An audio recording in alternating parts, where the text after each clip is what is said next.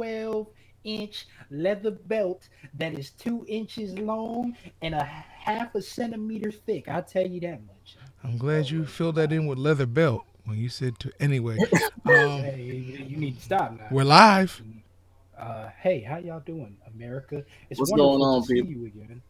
Um, I'm JC.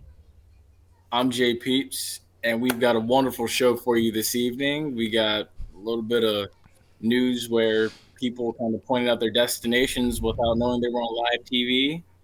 Got a couple ads that left, and we got some playoff action.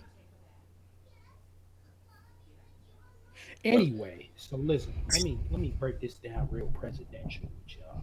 So you know, if y'all got comments that y'all want to say, I know we didn't say that last time for certain reasons, but Yeah. if y'all got comments that y'all want to say, don't forget to say them, and we'll answer them and anything like that. And we're always here for you guys. All right, I'm done. Always, always. I'm excited for Oh, tonight, man. I'm excited. I'm looking forward to this. Last week was a great interview with Coach KJ Black. We appreciate him. This week is going to be an awesome episode. Y'all stay tuned.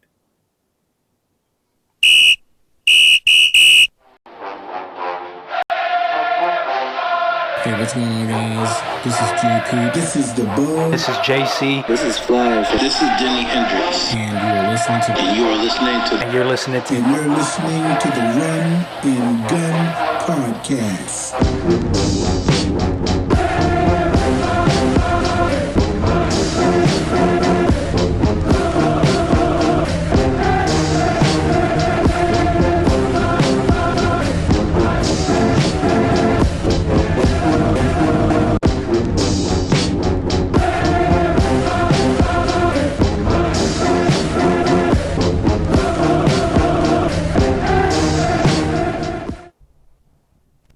And now, ladies and gentlemen, boys and girls, children of all ages, we bring to you the baddest, I mean the baddest podcasting sports show in the land. Why? Because we cover HBCU sports like none other. Ladies and gentlemen, I bring you J Peeps and I bring you JC. We bring you the Run and Gun Podcast. Let's I work. like that. That give me Let's hype. work. Let's do this. Let's Oh my work. God. So first thing Wow. we got is we got the SWAC baseball championship between Southern and Jackson State. Now I don't know if y'all saw the I record that got you. Jackson State had. You saw this? I got you. I got Okay. you. I saw this. Okay. I saw this. I was on top of this. Okay. Go I ahead. got it. Listen, so Southern is losing.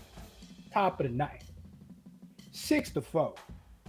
Mhm. Bring in three batters. Three batters. And then seal it with Enrique Ozoa coming in to close on three batters. Shut down on the news. Yeah. It Yeah. was ridiculous. It was amazing. It was great. Beautiful game. Yep. Wonderful. The crazy thing about it too was Jackson State was 31-8 going into the tournament with one conference loss to Grambling. They were literally right there on the doorstep of getting in to the NCAA tournament, and then just had it snatched away like that by Southern. So now Southern will go on to represent the SWAC in college for college baseball. I don't know if the committee is going to look at Jackson State and say they deserve it based on their record, but if we kind of know how things work with these lower tier conferences, I hate to say it like that, but the truth, I don't see Jackson State really getting in. I have a question, and I don't know if we can look this up in the background real quick, but do they play less games or the same amount of games as larger conferences? Ooh, that's a good question. I would assume it's the same amount, but everyone's been different this year because of COVID, especially in the early stages of the season. So I Okay. don't Okay. I don't believe so. But I do know also everyone's tournaments and like championships have been happening at a different time because like given of course the SEC is still going right now because they just have more members in that conference. They got 14 teams. And you got the two conferences like the MEAC who just wrapped up as well with Norfolk State winning theirs, and then you've got the Yeah, Atlantic. some of them are happening this weekend, and stuff like that. Exactly. But congratulations to Southern. Good job. Yeah. You did it. You did the tournament thing where anything can happen. You got the upset. Yeah. I'm proud of you. I like their uniforms. I'm not gonna lie. I like their I uniforms. don't really be digging baby blue like that. Yeah, it's a preference. You should watch a Royals game. Yay, Houston Oilers. Yay, Houston Oilers. Hold on the Houston Oilers is different though. That's the uniform that needs to come back too. I'm But, a Campbell fan, so it's different. Norfolk State also won the MEAC tournament after an 11th inning walk-off against North Carolina Central 7-6. So now the Spartans are in the NCAA tournament as well. Mm-hmm. I think it's going to be interesting trying to see these teams play and hopefully represent their conference. The MEAC is, yeah.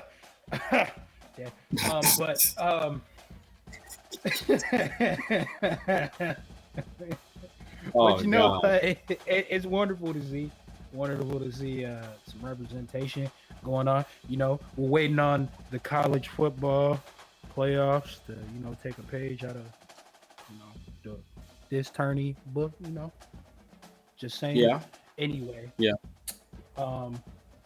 Yeah, that's all I got. Also, too, you had Lynn Thompson, who's Bethune-Cookman's athletic director. He is stepping down as well after really, God, I'll tell you the truth. That man's been the athletic director at Bethune-Cookman since they had the coach that used to walk around with his chest out. Yeah, Alvin Wyatt. Yeah, he's been around since I want to say the Wyatt era began. So darn, he was. Yeah, like it's. Wasn't that back when Mary McLeod was still around? Stop. But I mean, look, I'll be honest with you. I think like he's the one that kind of has really helped Bethune-Cookman build into this juggernaut that they are. Not juggernaut. They were a juggernaut for a hot minute, but this power that doesn't seem to go with the night. Say again. Well, who is it? Quick trivia fact. The reason why I kind of support Bethune-Cookman, I have ties to Bethune-Cookman through its founder, Mary McLeod Bethune. She was the little sister and roommate to my great-grandmother, Agalina Richardson, who took her in at Barba Scotia and kind of helped her rearing her in her collegiate years until my great-grandmother graduated and Mary McLeod Bethune went on to become who she was. That's cool. I like that. And it's actually true. You had to, dust off your shoulders on us real quick with that one. But okay, that's cool. That's cool. Y'all can't see me, but I'm still dusting my shoulders off this one. Yeah, Lynn Thompson, he leaves a legacy at Bethune-Cookman. He, like good I said, or bad? Good. Honestly, look, Good. I mean, he's wonderful. He's part of the reason I can honestly say that they are literally the Oregon of the FCS level. If you look at all the uniforms that they have, all the helmets they have, he literally saw Bethune-Cookman go from the outhouse to being one of the top teams. Like, there was a time when the Florida Classic used to be like the FAMU Invitational, and it was always, just about the bands. Nah, I'll be honest. It got to a point where it's like, okay, how many points is FAMU going to win by? And then under his leadership, finding coaches and sticking with the process, it became, all right, we have a chance. So he started after they went to Orlando, after the Classic left Tampa. Yes. I believe he came in 97 with Well, you Wyatt. said 20 years. It means he came in around 2000. Yeah. Okay. Yeah. Because like I said, they've captured a decent amount of MEAC championships in football and other sports under his watch. With his entire career, right, spanning and all athletics, total number of 71 championships. Woo! That's a lot. That's Yeah. absolutely a legacy right there. That's something to leave right there.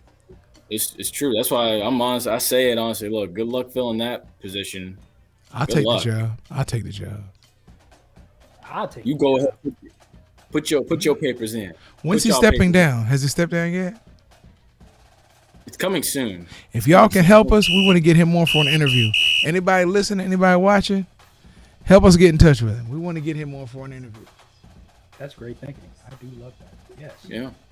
The other thing too, former Alabama State AD Jennifer Williams, she's joining the Team USA Basketball Foundation as the Chief Development Officer. So she's stepping down at Alabama State.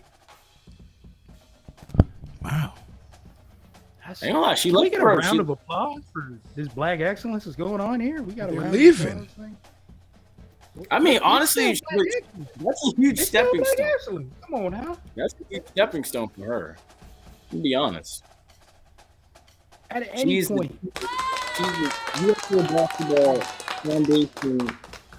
Like, she joins the USA Basketball Foundation as Chief Development Officer. Like, that's major. pretty good. Yeah, Absolutely. it's pretty big. At any I mean, point, despite these people leaving, it's still a great thing. She's leaving to go to a larger platform, right? He's leaving and having this great legacy left behind him. These are still great things. Despite that, you still gotta give it a little clap. That's all I'm Definitely, saying. definitely. We support you all. We salute you for the excellence Yes. and the time that you've given. Most definitely. Well said. I will say one thing for the people, like, literally, I want to say about 15 minutes up the road here in Volusia County. Y'all need to find someone as good or better than Lynn Thompson, and that's not going to be easy. Wait a couple years and you can hire Dion. Oh my! I don't even want to. Oh no! Oh no! We are Hey! not touching that. You're inside the Run and Gun podcast with JC and JPeeps at Penalty Talk on Twitter. All right, we in the second quarter. I don't know if y'all saw Undisputed, but Julio Jones got a phone call from Shannon Sharp, and I really feel like after watching Pat McAfee's show, I don't think Julio knew he was on live TV because the Falcons are hot. Julio's people are hot about this. So everyone's pointing out, like, where's Julio going to go next? So I'm look, hey, He I ain't put the going to poll up. Atlanta. He ain't going to be in Atlanta. We know that much. Look, for me, it's either Baltimore, New England. Baltimore! Go to Baltimore. Oh, we don't Go want to to hear Baltimore. that. Go to We don't want Baltimore. to hear that. Come on. Come on. I I will will. say, Huh? we ain't trying to hear this Baltimore thing. I will say, Shannon Sharp, at Shannon Sharp, whatever I got to do, that was a Uncle little Shannon. bit of, that was a bit crooked. That was cheap. Don't do that. Don't yeah. do that. Hey, Like, what- I understand the antics better than anyone, right? But there are certain things you probably shouldn't do if you got numbers like that. Yeah, on your phone.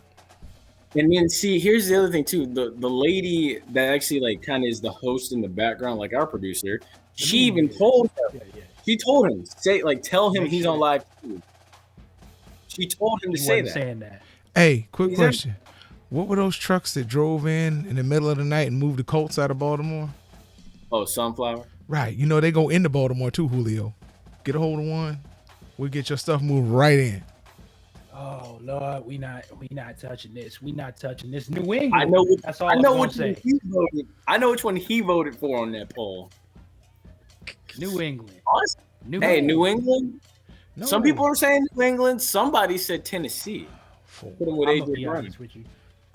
It makes more sense for Tennessee. New England doesn't really make sense because But see, here's the other thing too. He said he wants to play with Cam Newton. I feel that, but Cam Newton may not be there next year, dog. That's true too. That's true. Listen, just because he says things like that, y'all act like dude don't have a head on his shoulders and he don't understand how the NFL works. He's on a 1-year deal, and they just drafted a quarterback in the first round. Like, Bum-ba-dee-da, bum-ba-dee-da, bum-ba-dee-da, bum. He said, nah, man, I ain't going to Dallas. I'm trying to go somewhere where I can win. Exactly. Everybody know Dallas. This is a wash here for Dallas anyway. That was the funniest thing. Zach Wilson. No, not the Jets. Hey, look, I'm gonna say this other thing too. I want to know how JC feel about this because it's two sides to this coin with JC. Richard Sherman says Jimmy Garoppolo doesn't get enough credit. Too much cash. Can I get hold on, I got this. Can I get like a silence on all fronts for a second here? Let me just pipe down. That is the absolute most complete crap I've ever heard of in my life. He gets too much credit. Thank you. Now, first of all, what happened to the man they was calling Jimmy the G? Right? It's a great day, baby. Yeah. Now he's Jimmy, get on the bench. Am I correct or incorrect when I say this? He is Jimmy, get on the bench. Jimmy has not been healthy. Jimmy has not played up to his big money contract. And Jimmy is now being replaced with a younger, newer, faster, probably better. We haven't really seen a lot of them model. Oh, George Kittle said he's the best rookie he's ever seen. Well, look at that. Crazy, right? Look how you go from Jimmy Garoppolo to that. Say it with me, guys. You went from Jimmy Garoppolo to the best rookie you've ever seen. That's coming a lot Make from it make someone sense, that's Richard Sherman. and you. Look, I don't want to challenge Richard Sherman because I don't want to get like added or fought or something. He's too tall. He out of my height range. But He's got bad Achilles. You can work around him. Throw some water at his braids. He'll stop. you said Achilles. I don't know why you making a face. You wrong. No, Oh, wow. Oh, wow. Oh, wow. That was messed up. He said. Wow. You said mess with his Achilles. That's messed up. That's wrong. That's But dirty, bro. he is an expert. He's going to be a chiropractor. He's an expert. I mean, I'm not gonna Don't lie. touch me. Don't touch me. But I'm not gonna lie. One of his legs is probably shorter than the other. Wow. I'm not trying to hear all this. Oh my goodness. Especially if he got 3 legs. Yeah. Well, What? Whoa, wait.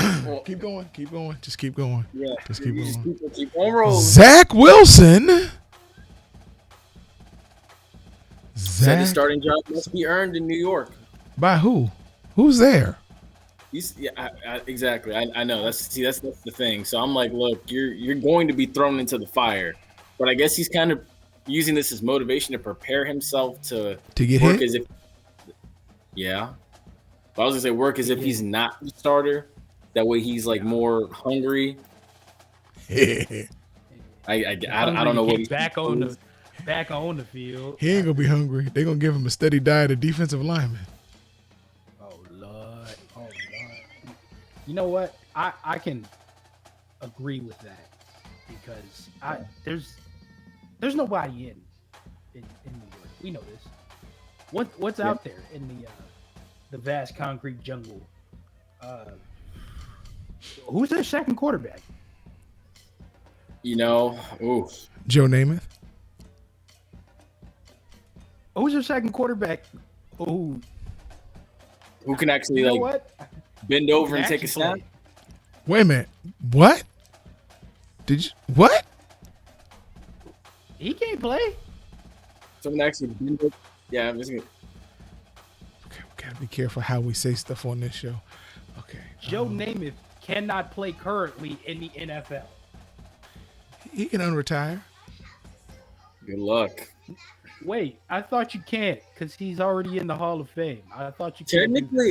Technically, you kind of can because I mean, honestly, if there's anyone that's really crazy enough to go back, who's in the Hall of Fame now, it's Jerry Rice. This is a next week thing. I like this. We need to look this up. Yeah.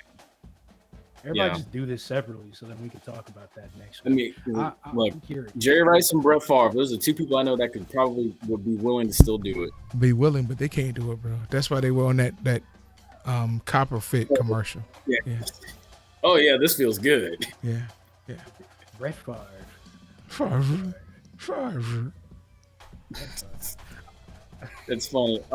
The other thing too is the NFL Players Association chief says players are better off skipping voluntary off-season workouts. He says, and I quote, I think that what you're seeing now is for the first time players exercising their voice to say no. And frankly, it's probably one of the few times that coaches have ever heard players say no. And for some players, it's probably the first time they've said no to their coach. I can understand it because they are professionals, right? Yeah. And so as a professional, what you would think is that they would be able to take care of their body without forcing them to go to voluntary workouts, where you're not necessarily, doing anything per se. I can agree with it, but that's easier said for bigger players. Of course. Bigger players who can afford to go work out in some super big gym and stuff like that. Players who know they're going to start regardless. Of course. Yeah. I mean, that's you're seeing it now kind of in Tampa. I mean, Bruce Arians said everyone who needs to be here is here. But then you got Brady and all the receivers working out at the Yankees facility, and I would assume it's like that anywhere else. Well, that's what's happening in Green Bay. Oh, right? yeah. Now, we know what's happening with Aaron Rodgers and the Packers organization, right? He does not like the front office. The front office is trying ever so much to get in his good graces. Did you see all the receivers didn't show up and they went to go work out with him? Mm-hmm. They left Jordan Love and Nick Bortles and all them scraps. I'm not gonna read too much into it, right? And I'm not gonna say, oh, this is their stance with it, right? But you're also seeing that in other places too, right? Players don't necessarily want to just go to the workouts like that. Yeah, it's okay. Voluntary. You're watching the Running Gun Podcast at Penalty Talk on Twitter.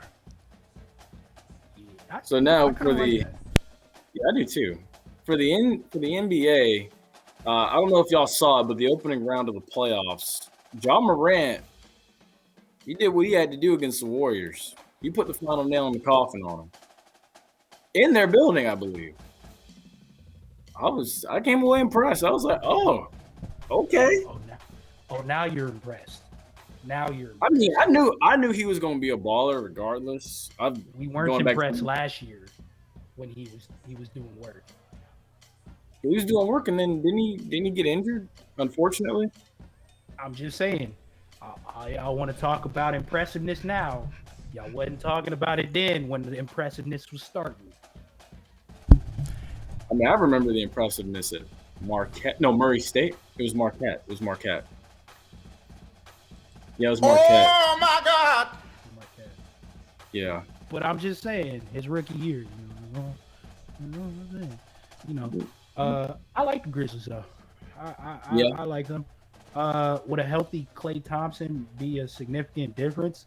Absolutely for the Warriors. Oh yeah. I mean, I don't think the Warriors would have had to work their way in like they had to had Klay Thompson been healthy. Down the stretch, there was a heavy reliance on Steph Curry. I mean, super heavy. So, I mean, yeah, I guess, it's the NBA. Superstars run it, right? But we also saw that in another team who didn't exactly make it as far as they wanted to. LeBron with the Cavs back in the day. Early LeBron. But it was just him. Well, just him. Right? Yep. Klay Thompson, straight shooter. Is he Hall of Fame? Probably. That's all I got. Yeah. The other one I'll say too is that Miami-Milwaukee series going back to last year. That is a fun series to watch. I don't know what it is, but it always goes down to the wire. Now, I don't know what in the world happened last night with those two. I hope that was just like a minor hiccup, but I'm expecting Game 3 to be a more competitive game.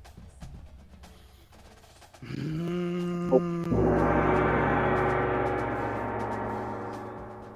don't know. I will say this in the words of someone from our group chat. Miami was a bubble fraud. Oh my gosh! Are you really? Are you really? Oh my gosh! Are you really? I'm really gonna quote him. I can't believe. I'm not even upset. I'm just surprised at the fact that you actually quoted him, and you don't do that often. Word for word, bar for bar. I'm surprised. Flow. Miami was a bubble fraud, and you know what? I said it too. Dang it! I said it because Milwaukee probably should have won. I'm so if surprised. It wasn't for that stoppage. Am I correct or am I incorrect? Y'all know. I hope that man watching right now. I really do. He is. He better be watching, actually. That's so. But so. The other thing too is the Suns and the Lakers series. That one's actually proven to be pretty interesting. It's going back to Los Angeles for Game 3 on Thursday night. It's tied up at 1-1 apiece. I'm not gonna lie, I like the Suns, but it's the playoffs, and I'm looking at LeBron, and I'm like, regardless of what seed he's in, he's gonna show up and give it his all, regardless. Give it his all? Is that what you said? Yeah. I wish I could have submitted that video of that flop. I wish. I should go ahead. Who had the dope? Bring him in. Question: Is LeBron the NBA darling, and does that lead to another championship? You know what? Charles Barkley said something about this. Because he said the NBA does not have the balls to fine or suspend LeBron. I can agree with that. I agree. Yeah. I agree. I fully agree, because I'm like, look, you're not going to suspend your moneymaker. Let's be honest. If LeBron is not on the floor, the Lakers are probably down 2-0 right now to the Suns. I'm going to ask you this question. Do you think the NBA is not going to make as much money without LeBron? They've made money since its inception. So they would have somebody else they can make money off of just as much money as LeBron. So what else is there that keeps LeBron so endeared to the NBA? Chasing the ghost of Jordan, I think. I'd say chasing the ghost of Jordan. How does that help the NBA? No, I'm saying that's what people want to see. They want to see him chase Jordan's ghost and try to capture 6, 7 or more. But no one, everybody knows that it's not even. If you believe in a thing like that, right? A lot of people do. Then you think, oh, no matter what, LeBron ain't gonna have it. Who's got more rings than Jordan since Jordan won his 6th? Bill Russell. Yeah. Since Jordan won his 6th. Oh, nobody. The closest is Robert Horry. Robert Horry, yeah. Robert Horry got 3 with the Lakers, 2 with Houston, and 2 with San Antonio. Oh, yeah, that's right. Yeah, no one talks about him. That's kind of like that thing with Charles Haley for a while. I think the big thing with LeBron and the NBA, right? It's the face. Yes. It's not the Jordan ghost thing. It's the face. Now, say what you want, say whatever, right? LeBron is the face of the NBA. But why? Why? You guys are missing the big picture. What's the why? If LeBron got banned from the NBA, he'd still be worth more tomorrow than he is today, because he's seated in so many outside investments to where his money's working for him. And he can go to another organization, another league, as long as he can still play, and he's going to command the same dollar and the same attention. And the NBA can't afford to have that happen. Really look at how much money LeBron makes outside of the NBA.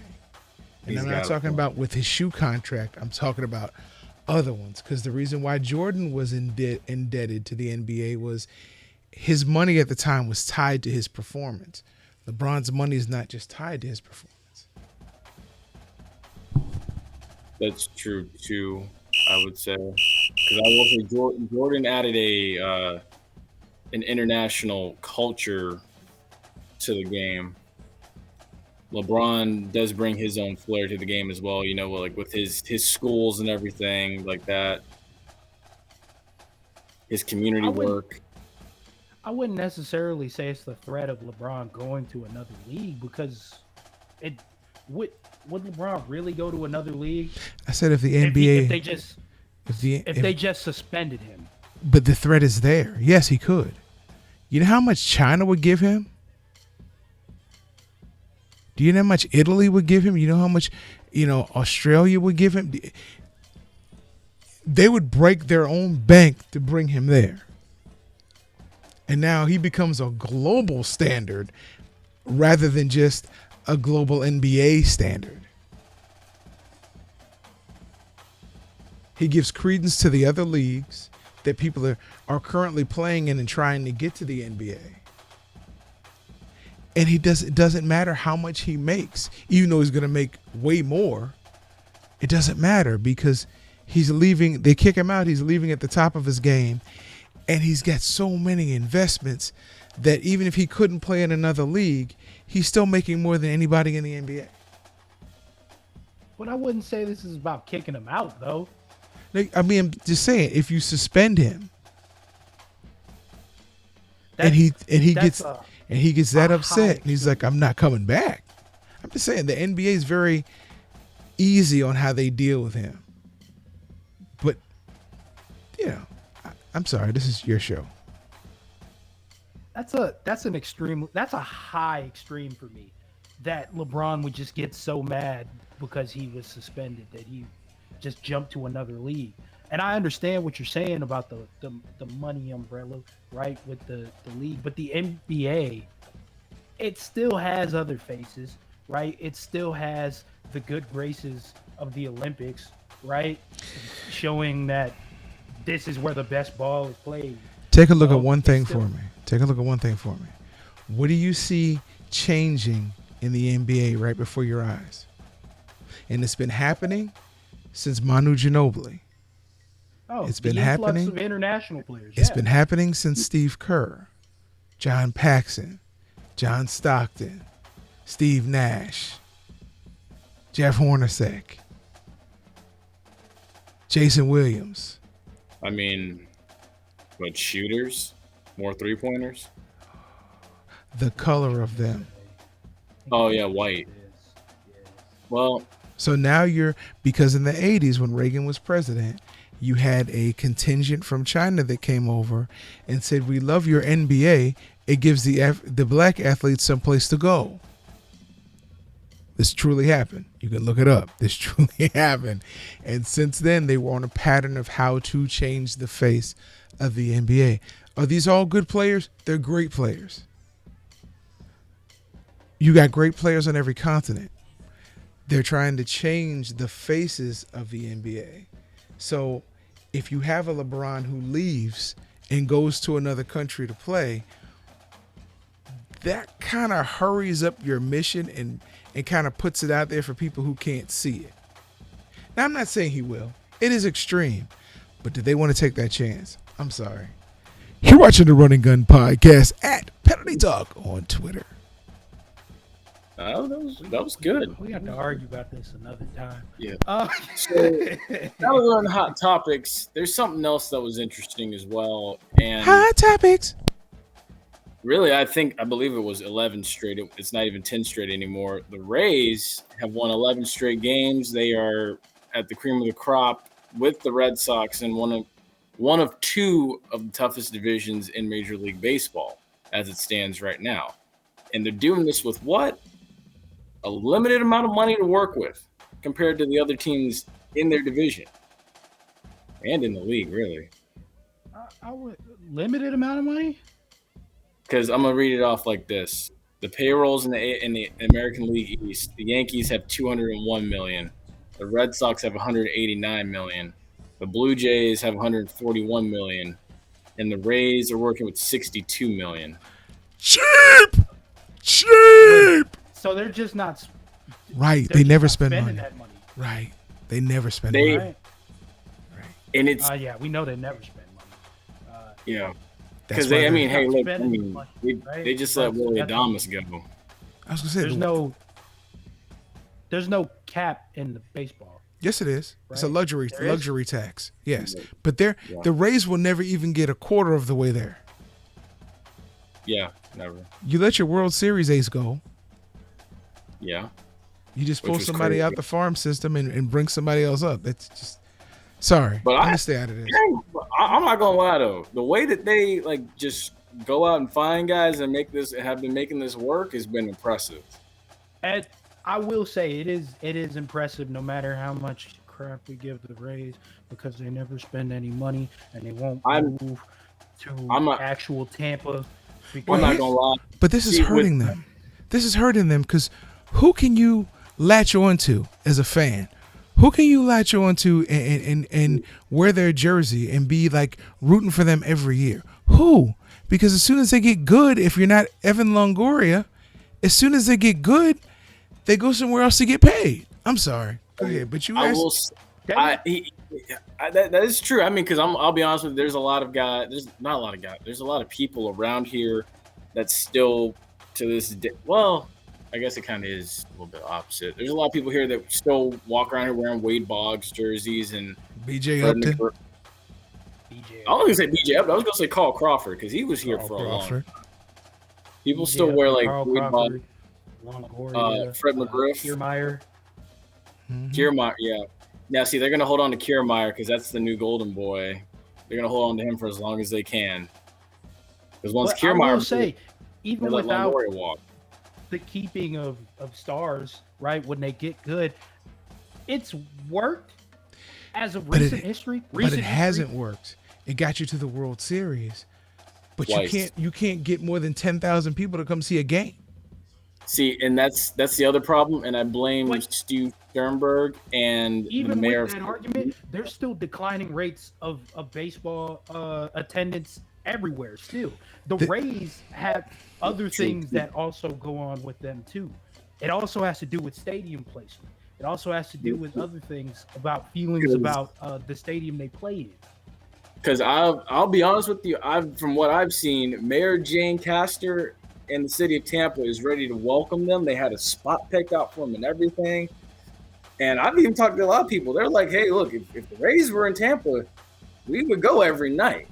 Listen, attendance wouldn't be a problem. I agree with you that the cheapness is killing their sellability, but the cheapness isn't necessarily killing just their sellability on the players. The cheapness is killing the sellability on the stadium, but the location. Answer this question. When the Lightning played at Tropicana Field, they didn't have an attendance problem. I mean, when they played at the fairgrounds, they didn't have an attendance problem either. Right. I think it's a little bit of that was because of hockey being new in the South. I'm gonna go with new. Primarily Florida. You gave him a way out, JPeeps, because he was frozen. He was new. Yeah. frozen. I was gonna say new, and then I was like, think about it. Because I mean, like, who would have ever thought, hockey, of a northern sport in Florida? Who would have ever thought? Let's be honest. Well, they already had one in Dallas. The Minnesota North Stars had moved to Dallas prior to the Lightning getting a franchise here. True. But I mean, still, like, Florida, though, of all states? Florida, California, San Jose, LA. I mean, California. But it's new in Florida. Yeah, it's new in Florida. Like, well, they had the Panthers already, right? No, the Panthers came along after Lightning. You sure? I'm pretty sure. You sure? Because remember, in the late 90s, they were in the Stanley Cup Finals against Colorado when Colorado had Patrick Waugh. That was in like 96, 95, 96, So when did the Lightning come along? 1992. Florida Panthers were born a year later in 1993. Bam. Good job with that information, dog. No problem. But I will say, we got. Now that we're on the, I will say, now that we're I on will the say with this, NHL. we saw a hot topic. I will still say though, with this, while we got a minute left, I'm enjoying the Stanley Cup playoffs. I'm enjoying this Battle of the Sunshine State as we talk about it. It's one of the more physical playoff bouts. The one that just ended between the Bruins and the Capitals. I love that because everybody had the Capitals going to this. Everybody had the Capitals going to the final. I always come up with crazy information from all my people. The Bruins looking pretty good. I mean, the goalie stopped, I believe it was 40 out of 41 attempts at goal. That's a sharp number right there. That's that's beautiful. So the Bruins, they're getting stronger and stronger. That's all I'm gonna say. It's looking like they might be able to hang. I can tell you now, that is one of my teams now to make it to the conference final. I'm not gonna lie, them and the Lightning in the conference final, if the Lightning can get through tonight, would be an interesting matchup because those outside of the Florida Panthers, I think that is one of the more hated teams with the Lightning. Like it's that rivalry is so intense. There's always some type of physicality with that series or whenever those two teams play. You know what I mean? Mm-hmm. Oh, and since we're in the final 30 seconds, can I take this real quick? Go ahead.